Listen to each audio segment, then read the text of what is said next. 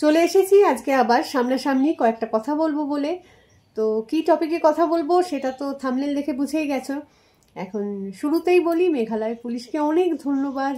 এত সুন্দরভাবে মানে ধৈর্য সহকারে শান্তশিষ্টভাবে একদম লাফালাফি বেশি না করে যাকে বলে আর কি, মানে একটা অসাধারণ মানে কেসকে সলভ করেছে। যথেষ্ট ক্রিটিক্যাল একটা কেস ছিল, তো সেটাকে যা সুন্দরভাবে সলভ করেছে সেই জন্য তাদেরকে অনেক ধন্যবাদ। তো এই ঘটনাটা এমনই একটা ঘটনা যে প্রথম দিকে একটুখানি দেরি হচ্ছিল দেখে, সারা দেশের লোকজনের চোখ ছিল ঘটনাটার উপরে। আর তারা বলছিল যে মেঘালয় পুলিশ পারছে না, তো সিবিআইকে দিতে হবে। তো এমন অবস্থায় এই চাপটা মাথায় নিয়ে তারা কিন্তু মানে মৌখিক কোনো জবাব দেয়নি, কারণ সব জবাব কিন্তু মৌখিক হয়ও না, কাজে কর্মে করে দেখাতে হয়, এবং এরা সেটাই করে দেখিয়েছে। তো সেই কারণে আমি ভীষণ হ্যাপি। চলে এলাম আজকে আবার মানে সামনাসামনি কয়েকটা কথা বলবো বলে। তো কোন টপিকে কথা বলবো সেটা তো নিশ্চয়ই থাম্বনেল দেখে সবাই বুঝেই গেছো। এখন শুরুতেই বলি যে মেঘালয় পুলিশকে অনেক ধন্যবাদ, মানে এত সুন্দরভাবে একটা কেসকে সলভ করার জন্য অনেস্টির সাথে কেসটা সলভ করেছে তারা। তো খুব ভালো লাগছে, ভীষণই হ্যাপি এই মুহূর্তে। আসলে শুরুর দিকে একটুখানি মনে হচ্ছিল যেন দেরি হচ্ছে ব্যাপারটাতে, সবাই ভেবেছে যেটা, সেই কারণে অনেকেই নানা ধরনের কথাবার্তা বলেছে আর কি, সারা দেশের লোকজনই। অনেকে বলেছে মেঘালয় সেফ ট্যুরিস্ট প্লেস নয়, কেউ কেউ বলেছে মেঘালয় পুলিশের দ্বারা হচ্ছে না, সিবিআইকে দিয়ে দেওয়া হোক। তো মেঘালয় পুলিশ কিন্তু একদম চুপচাপ থেকে মাথা খাটিয়ে শান্তভাবে মানে কেসটা সলভ করার দিকে ক্রমশ এগিয়ে গেছে। মানে মুখে কিন্তু কোনো জবাব দেয়নি কাউকে। আসলে সব জবাব দেখবে মানে মৌখিক কিন্তু হয় না, কাজে করে দেখাতে হয়, এবং তারা সেটাই করেছে এবং ভীষণই অনেস্টভাবে করেছে। তো সেই কারণে ভীষণ ভালো লাগছে। ভীষণই শান্তশিষ্টভাবে একদম বুদ্ধি খাটিয়ে মেঘালয় পুলিশ কাজটা করেছে।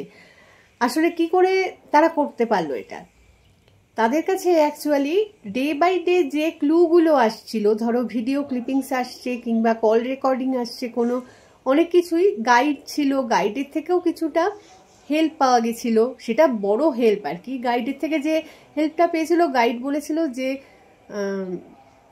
মধ্যপ্রদেশের নবদম্পতির সাথে আরও 3 জন কিন্তু রয়েছে, 3 জন গল্প করতে করতে এগোচ্ছিল ডাবল ডেকার রুট ব্রিজের দিকে। এই জিনিসটা জানতে পারাতে পুলিশের পক্ষে মানে অনেকটা সুবিধা হয়ে গেছে। মানে কি বলবো, ওই যে বলে না, দুয়ে দুয়ে চার করে একটা মিলিয়ে নেওয়ার ব্যাপার থাকে। পুলিশের একটা সন্দেহ কাজই করছিল যে এই জিনিসটাই হয়তো হতে পারে, কারণ সবাই যদি লোকাল মানুষজনের নামে দোষ দেয় তাহলেও মানে মেঘালয়ের অন্তত কেউই বিশ্বাস করেনি যে লোকাল লোকজন কখনো এইসব ধরনের কাজ করবে। সেই কারণে পুলিশও বিশ্বাস করেনি, লোকালদের নামে কিচ্ছু বিশ্বাস করেনি, যে করতেই পারে না লোকালরা, এটা তো কনফার্ম। তো সেক্ষেত্রে বাইরের লোকজন কে আছে, কিভাবে মানে আছে, এই চিন্তাটা মাথায় আসার জন্য কিন্তু ওই গাইডের হেল্পটা খুব মানে বেশিভাবে দরকার ছিল। তার সাথে আরেকটা ক্লু ছিল যে যে অস্ত্রটা দিয়ে খুন করা হয়েছে সেটা কিন্তু মেঘালয়ে পাওয়া যায় না, মানে বাইরে থেকে কিনে নিয়ে আসা হয়েছে, আর অস্ত্রটা নতুন ছিল একদম। তো ওই ধরনের অস্ত্র আসামে পাওয়া যায়। তো সেই কারণে পুলিশের প্রথমেই মাথায় কাজ করেছে আসাম থেকে কেউ কিনে নিয়ে চলে এসেছে বা বাইরের কোথা থেকেও কিনেছে। তো এখানকার লোকাল লোকের কাজ তো এটা হতেই পারে না, কেউই বিশ্বাস করেনি। মানে মেঘালয়ে বসবাসকারী কোনো লোকই কিন্তু লোকালদের নামে কোনো বদনাম দিতেই নারাজ। এই ব্যাপারটা তারা প্রথম থেকেই তাদের মাথায় কাজ করেছে, লোকালদের কাজই নয় এটা। তারা ট্রাইবাল হোক নন ট্রাইবাল হোক সবই একই চিন্তাভাবনায় গেছে যে লোকালরা করতে পারে না। তো পুলিশও সেরকমটাই ধারণা ছিল যে লোকাল করবে না, বাইরে থেকে এসেই এই ক্রাইমটা করা হয়েছে। তো সেখান থেকে পুলিশের মাথায় যেটা কাজ করছে যে আমরা যেখানে কোনোভাবে দোষী নই আর কি, সেখানে তো জান লড়িয়ে দিতে হবে আর কি, বাইরের লোককে ধরার জন্য জান লড়িয়ে দিতে হবে। যে কোনো কেসেই দেখবে, যে কোনো ক্রাইম কেসেই মানে যে কোনো স্টেটের পুলিশই বলো, মোটামুটি কিন্তু সবাই কাজ করতে চায়। কোনো মানে এরকম খুন হয়ে গেছে এরকম কেসটাকে না সলভ করে থাকতে কারোরই ইচ্ছে করে না। কিন্তু কেন পারে না হচ্ছে উপর মহলের চাপ, ওই মানে পলিটিশিয়ানদের চাপ বলো বা কিছু অন্য কোনো বড়বাবুর চাপ যাকে বলে আর কি। যে অমুকের ছেলে এই কাজ করেছে, অমুকের মেয়ে এই কাজ করেছে, তো কেসটাকে ধামাচাপা দিতে হবে। এক্ষেত্রে যেটা হয়ে গেছে, সেরকম ব্যাপার কিন্তু ছিল না, যে কোনো উপরমহল থেকে চাপ ছিল না। ওরা দেখেছে যে আমরা নিজেরা করিনি, যেখানে বাইরের লোকজন এরকম কথাবার্তা বলছে, এটাকে মানে খণ্ডাতে হবেই হবে। তো সেই কারণে একদম মানে ঝাঁপিয়ে পড়বো কেসটাকে সলভ করতে। একদম মানে বিভিন্ন স্টেটের লোকজন, তারপরে ছেলের বাড়ির লোকজন, মেয়ের বাড়ির লোকজন, সবাই না একসাথে দোষারোপ করেছে যে মেঘালয় পুলিশ সেভাবে একটা সাহায্য করছে না বা রেস্কিউ অপারেশনটা কুইক করতে পারছে না, সেই কারণে সিবিআইকে দিয়ে দেওয়া হোক। এখন কথা হচ্ছে এখানের ব্যাপারটা কি বলতো, একে তো হচ্ছে মানে কি বলবো, যে এখানকার ওয়েদারটা ঠান্ডা, তো মানে পরিবেশটা ঠান্ডা, তার সাথে মানুষের মাথাগুলোও ঠান্ডা। তারা এত জটিল জিনিস কিন্তু প্রথম অবস্থাতেই ভেবে নিতে পারে না, এটা ঘটনা।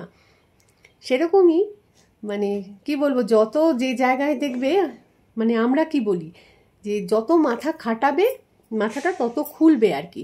যে জায়গায় যত বেশি ক্রাইম হয় সেই জায়গায় বোধহয় পুলিশ তত বেশি অ্যাক্টিভ হয়, কারণ হচ্ছে তারা বুঝতে পারে যে এটার পরে এটা হয়েছে, কারণ কেসগুলো সলভ করে করে তারা একদম সিদ্ধহস্ত যাকে বলে আর কি, কারণ তারা দেখেছে নানা ধরনের। মেঘালয় তো ওই ধরনের কোনো ক্রাইমই হয় না, ফলে পুলিশের পক্ষেও প্রথম অবস্থাটাতে মানে নড়াচড়া করা ব্যাপারটা একটুখানি মুশকিলজনক।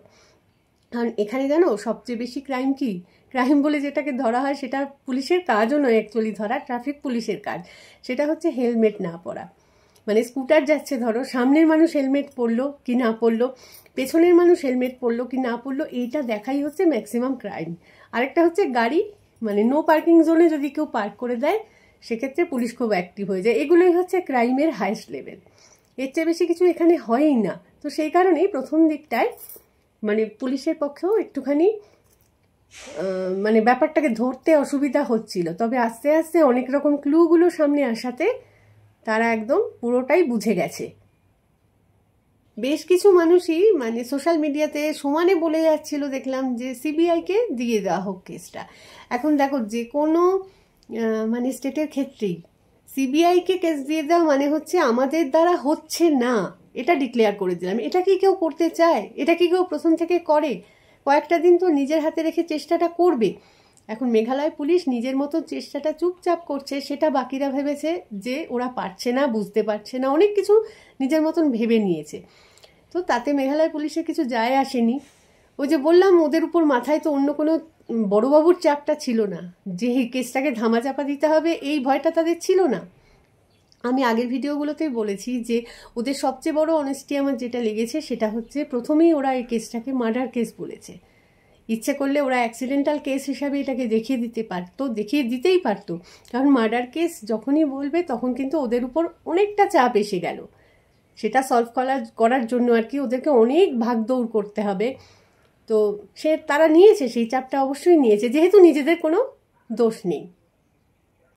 কথা হচ্ছে সবকটা ক্লু কাছে আসার পরেও বোঝা যাচ্ছিল যে মেয়েটি জড়িত আছে, তবুও মানে মেয়েটি তো পালিয়ে কোথাও চলে গেছে, তাকে ধরাটা যায় কিভাবে, এটা একটা মুশকিলজনক ছিল, একটা চ্যালেঞ্জ তো ডেফিনেটলি ছিল। কারণ সে তো বোঝা যাচ্ছিল যে সে তো নিজে থেকে ধরা দেবে না, কি করে তাকে ধরে আনা যাবে, যেখানে লুকিয়ে আছে বা কিছু লুকিয়ে তো ডেফিনেটলি আছে। কারণ ওকে ধরাটা কেন যাচ্ছিল না জানো, কারণ হচ্ছে ও দুটো মোবাইল ইউজ করতো। মানে একটা নাম্বার ওর সবার সঙ্গে কানেক্টেড ছিল, ওর বাড়ির লোকজন হেনাতানা যাদের সঙ্গে কথাবার্তা বলতো ওই নাম্বারটা ও ইউজ করতো। আরেকটা নাম্বার সেটা ওর নিজের নামে বোধহয় নিজের নামে রেজিস্টার্ডও নয়, সেই নাম্বারটা শুধু ও এই যে ওর খুনে গ্রুপটা আছে আর কি, যে তিনটে যে ভাড়া করা খুনি আর একজন হচ্ছে মাস্টার মাইন্ড, এই চারজনের সঙ্গে কথা বলার জন্য ও আরেকটা মোবাইল রেখে দিয়েছিল। সেই নাম্বারটা তো কেউ জানতো না। পুলিশ এবার কি করে এগুলো সবটা পুরো ব্যাপারটা বুঝতে পারলো, সেটা কথা হচ্ছে যে এই সোনম বলে মেয়েটার আর কি যে মোবাইল নাম্বারটা সকলের সাথে কানেক্টেড ছিল, পুলিশ কি করলো ওই মানে জানা নাম্বারটারই কল লিস্ট বের করলো, প্রায় 6 মাসের পুরনো ধরো। তো করতে গিয়ে দেখলো যে বারবারই ও একটা নাম্বারের সঙ্গে মানে অনেকক্ষণ ধরে কথা বলছে বা কিছু এরকম রেকর্ড পাওয়া যাচ্ছে। তো পুলিশ এবার ওই নাম্বারটাকে টেস্ট করা শুরু করলো, করতে গিয়ে দেখলো ওটা ইন্দোর থেকে অ্যাক্টিভ আছে এবং ওটা হচ্ছে রাজকুশোয়ার নাম্বার। এবার পুলিশ কি করলো, রাজকুশোয়ার নাম্বারটা যেই পাওয়া গেল, রাজকুশোয়ার নাম্বারের মানে রিসেন্ট কল লিস্ট চেক করা শুরু করলো। রিসেন্ট কল লিস্টে দেখছে যে রিসেন্টলি ওই রাজকুশোয়া মানে একটা নাম্বারের সঙ্গে ভীষণভাবে কানেক্টেড, বারবার করে তার সঙ্গে কথা বলে। তো সেই নাম্বারটা আবার ট্রেস হচ্ছে শিলং থেকে। তো তখন পুলিশ কী করলো, মানে এই নাম্বারটা, এই নতুন নাম্বারটা যেটা, সেটার কল লিস্ট বের করা শুরু করলো। কল লিস্ট বের করতে গিয়ে দেখলো যে ওই যে বাজে বাজে 3খানা ছেলে ছিল, তাদের সবার নাম্বার জানতে পারা গেল আর কি। দেখা গেল যে শিলং থেকে ট্রেস হওয়া যে নাম্বারটা, সেটা সবার সাথে কানেক্টেড রয়েছে, রাজকুশোয়ার সঙ্গেও কানেক্টেড, আরও 3টে ছেলের সাথে কানেক্টেড। এইভাবেই আর কি বেশ সুচতুরভাবে আর কি মেঘালয় পুলিশ কিন্তু ওই 3টে ছেলেরও ফোন নাম্বার বের করে ফেললো। এবার ওদের তো ফোনটা অ্যাক্টিভ দেখাচ্ছে ইন্দোর থেকে, মেঘালয় পুলিশ সঙ্গে সঙ্গে ইন্দোর চলে গেল। তাদের মধ্যে 2জনকে গ্রেপ্তারও করলো। একজনকে প্রথম দিকে পারছিল না, কারণ হচ্ছে তাদের মানে সেই ছেলের ফোনটা নিজের নামে রেজিস্টার্ড নয়। তো একটু দেরি হলেও তাকেও 1 দিন কি 2 দিন বাদে ধরতে পেরে গেল। এই ছেলেগুলো মানে রাজকুশোয়া আর বাকি 3টে ছেলে যখন এভাবে ধরা পড়ে গেল, এর পরের কাজ কিন্তু মানে পুলিশকে করতেই হয়নি। মানে সোনমকে ধরার জন্য পুলিশকে কিছু করতেই হয়নি, সোনম নিজে এসে ধরা দিয়ে দিয়েছে পুলিশের কাছে। কারণ ও তো বুঝতে পেরে গেছে, বাকিরা খবর পেয়ে গেছে কোনোভাবে যে বাকিরা যখন ধরা পড়ে গেছে, তখন মানে আমিও একদিনের মধ্যে হয়তো ধরা পড়ে যাব কোনোভাবে, তার থেকে কায়দা করে যে আমি কিডন্যাপ হয়ে গেছি বা আমাকে কেউ তুলে নিয়ে গিয়ে ওখানে উত্তরপ্রদেশে ছেড়ে দিয়েছে, এরকম একটা অভিনয় করে সারেন্ডার করে দিই। সেইভাবেই সে সারেন্ডার করে দিয়েছে আর কি। তো এইভাবে কি আর বাঁচা যায়? আপাতত ওকে মানে ওদেরকে তো আনতে হবে শিলং অবধি, তাই না? যেহেতু কেসটা রেজিস্টার্ড হয়েছিল শিলং থেকে, সবাইকে শিলংয়েই আসতে হবে। তো শিলং পুলিশ মানে আনতে চলেও গেছে গতকাল। আনতে গিয়ে এবার গতকাল রওনাও দিয়ে দিয়েছে রাত করে, শুনলাম 12টা নাগাদ ওরা বেরিয়েছে। গাজীপুর থেকে বেরিয়ে প্রথমে এসেছে পাটনা আসার পরে ফ্লাইটে ওরা প্রথমে নাকি কলকাতায় যাবে। 3:55 ফ্লাইট শুনেছি, যেটা দুপুর 3:55 আর কি কলকাতায় যাবে। কলকাতা থেকে আবার ফ্লাইট ধরে আসবে গৌহাটি, এসে তারপরে হয়তো বাইকার শিলংয়ে চলে আসবে। রাত হলেও আজকের মধ্যে মোটামুটি পুরো গ্রুপটা চলে আসছে শিলংয়ে। এবার যেটা কথা হচ্ছে যে সোনম বলে মেয়েটা বিয়েটা কেন করতে গেল, সেটাই তো বুঝলাম না। তার যদি অ্যাফেয়ার থাকে বাড়ির লোকজনকে বলতে পারতো, বা রাজা রঘুবংশীদের ফ্যামিলিও তো ভালো দেখছিলাম, তাদেরকেও বলতে পারতো যে আপনারাই বলে দিন যে মেয়েকে আমার পছন্দ হয়নি, আমাদের পছন্দ হয়নি। তো এরকম একটা কিছু মিউচুয়ালি কথা বলে করতো। একটা নিরীহ ছেলেকে এইভাবে নক্কারজনক একটা প্ল্যান করে তোমার মারতে ইচ্ছে করলো, এটা তো মানে মেনে নেওয়াই যাচ্ছে না। আমি তো বলবো যে মেয়ের বাড়ির লোকজনকেও কিন্তু সন্দেহের তালিকায় রাখা উচিত, কারণ তারা যদি পুরো সত্যিটা জানার পরেও মেয়ের বিয়ে এরকমভাবে মানে শ্বশুরবাড়ির লোকজনকে না জানিয়ে, সত্যিটা না জানিয়ে দিয়ে দেয়, এবং তার পরিণামে যদি একটা নিরীহ ছেলের প্রাণ যায়, সেক্ষেত্রে কিন্তু এরাও দোষের ঊর্ধ্বে নয়, এদেরও বিচার চাই, এদেরও শাস্তি চাই। তো আর এই যে ছেলে মেয়েগুলো যারা খুন করলো, ডাইরেক্ট খুনটার সঙ্গে যুক্ত, সোনম বা রাজকুশোয়া তার সাথে 3টে ছেলে, এদের তো আমি বলবো ফাঁসি ছাড়া অন্য কিছু ভাবতে পারছি না। আপাতত আসুক শিলংয়ে, শিলং পুলিশ তাদের থেকে বের করুক, তাদের মুখ থেকে মানে তাদের মুখে মানে আমরা শুনতে চাই যে তারা কি করেছে, কি ঘটনা করেছে, তারা নিজের মুখে একবার বলুক। যদি মানুষ হয় ওই জিনিস বলতে গিয়ে তারা রীতিমতো কেঁপে যাবে। যখন করার কাজটা করে দিয়েছে, বলার সময় এবার দেখতে চাই তাদের সেই দৃশ্যটা। তো যাই হোক, এই ভিডিওটা আপাতত এখানেই রাখছি। খুব তাড়াতাড়ি ফিরে আসবো আবার একটা নতুন ভিডিও নিয়ে। তো ততক্ষণের জন্য টাটা।